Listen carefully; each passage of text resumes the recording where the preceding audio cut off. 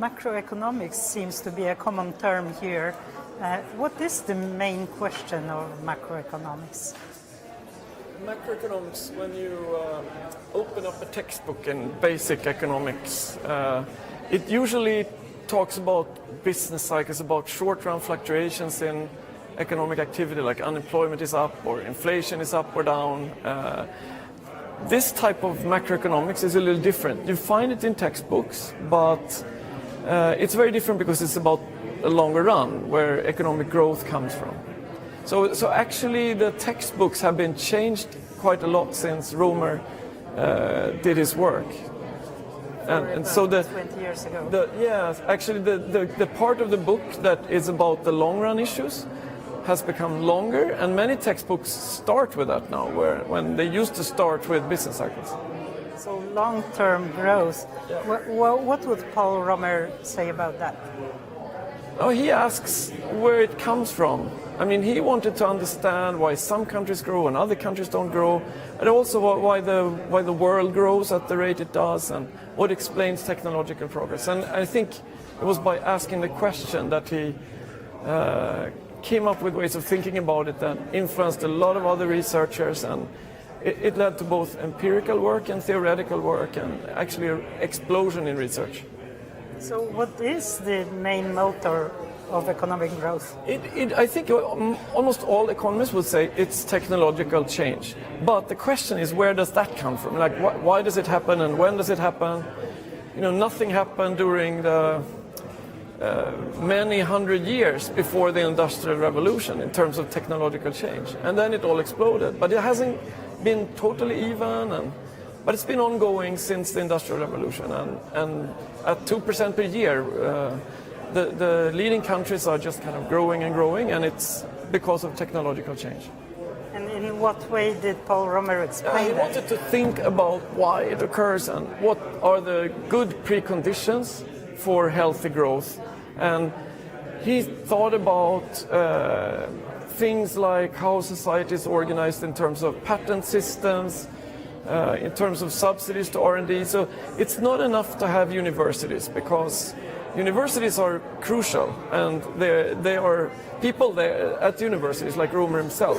They are rewarded by these wonderful prizes. But you also need research in the market, and that's what he focused on. So what makes it happen in the market? What are the circumstances, judicial system, all kinds of things that create the conditions for technological growth. That's what he was interested in.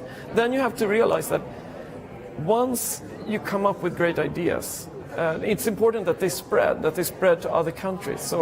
So many countries, I think, are not original innovators, but they adopt technical ideas. And there is a big difference between different kind of products, and ideas are different from shoes. Yes, exactly. And by thinking deeply about why ideas are so different than regular shoe type products, then he got somehow the clue to how to think about it. And he was led to think about many ideas are super cheap to replicate once you get them, but it's all about getting the ideas.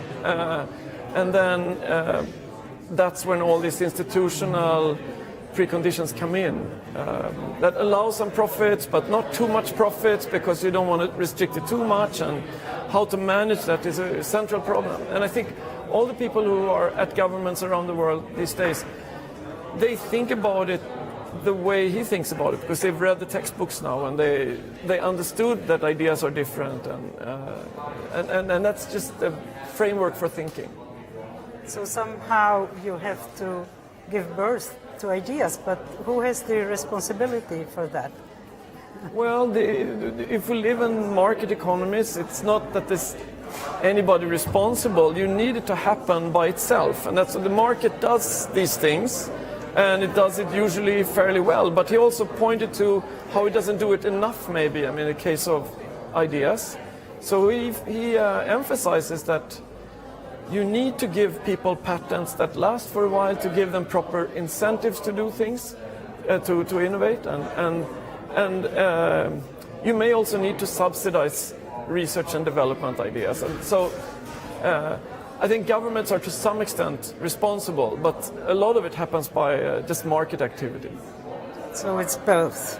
And the other part of the prize has to do with climate change, and this is really a very hard problem. It involves so many different parts of society, everything actually. So how can one model it? Well, I think what Nordhaus did was that he became very interested in other sciences after his PhD degree, maybe even before, I don't know, but he did this interdisciplinary thing, which is very fashionable today, but I think in the 1970s, it wasn't very common that an economist would dig deep into natural sciences and also discover climate change as a potentially big problem. I mean, most people, for sure most economists didn't think about it, and many others didn't either. So I guess he had the early realization that you needed to connect all these things and build a framework for thinking about them together. So I think a lot of what he did was to simplify the natural science bits to the point where he could think about them jointly with economics. So there is sort of like you need to take existing knowledge, make it digestible for people like himself and for other economists, and ultimately for policymakers.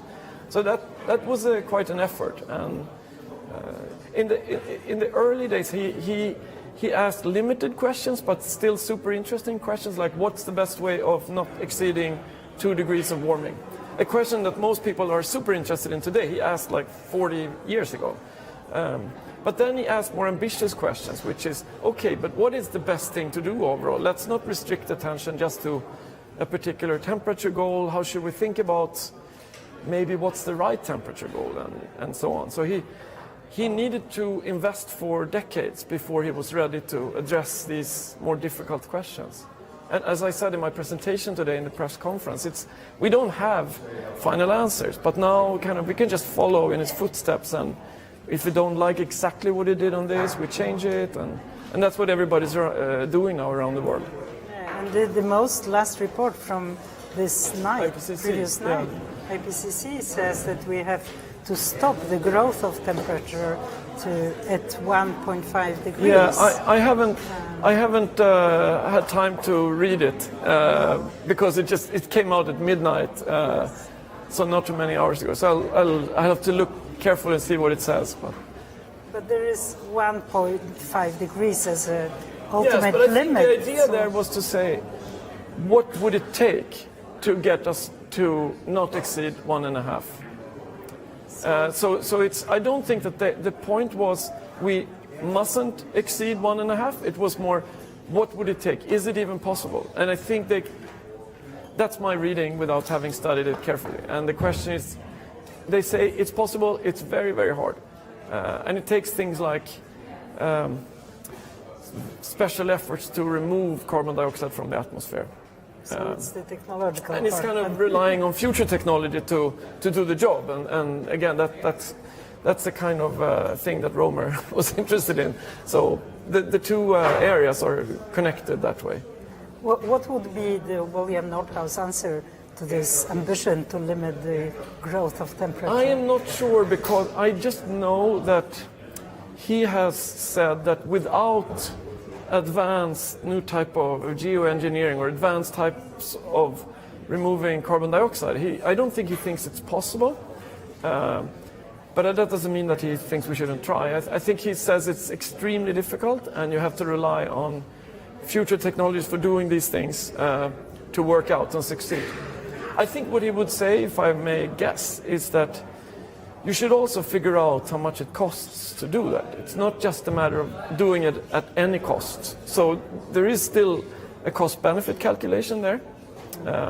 I think he would answer, but you would have to ask him for the details. I will. But what are the policy recommendations to somehow curb the emissions? Yeah, I think he's for a long time been pushing the idea of just using global carbon tax. I mean, try to agree that all countries, or all large regions of countries, should tax carbon. And as an economist, this is kind of an obvious solution. I think it's gaining momentum, the notion of using carbon taxes. I think the idea is a little bit that if you have a sizable carbon tax, it will do several things. But one of them is to eliminate a lot of fossil fuel that's not really so productive anyway, or it's marginally profitable, and then it will not be used if there's a tax on top of that, and that's a good thing. But it might also induce more new technologies that can replace the fossil fuel that will be outcompeted. So I'm guessing that this is what he would say, but I want to emphasize that the prize is not given for any particular policy conclusions. It's more a methodological prize, so it's really kind of the tools we need to answer the kind of questions you are asking me now, not to kind of say what to do, and that's it. So in part I'm just speculating, and we'll see what he has to say when it comes to Stockholm. Thank you very much, Per Krusell. Sure, pleasure.